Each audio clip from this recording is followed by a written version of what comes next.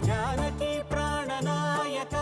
శుభ స్వాగతం ప్రియ పరిపాలక మంగళకరమౌ నీరాక ధర్మానికి వేదిక అవుగాక మా జీవనమే ఇక పావనమౌగాక నీ పాలన శ్రీకరమౌగాక సుఖ శాంతులు సంపదలిడుగాక